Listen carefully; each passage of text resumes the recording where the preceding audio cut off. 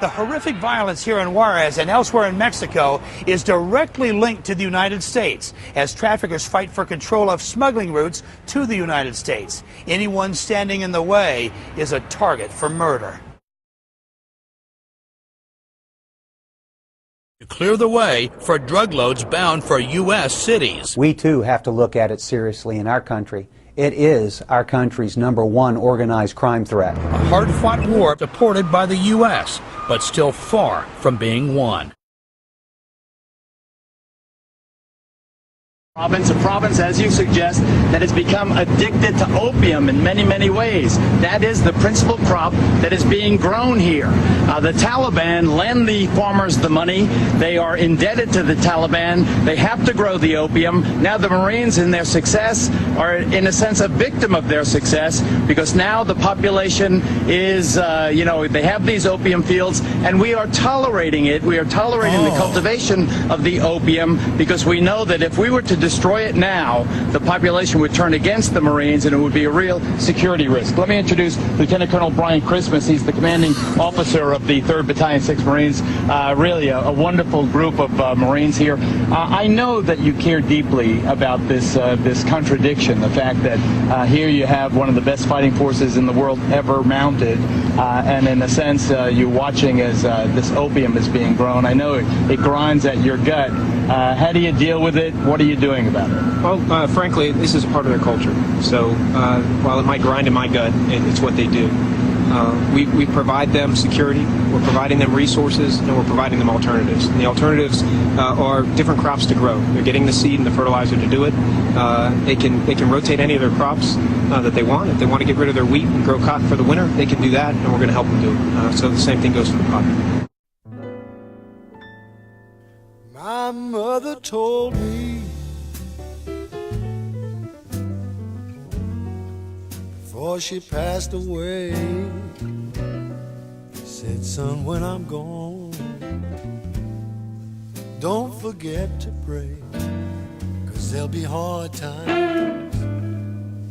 Lord, those hard times,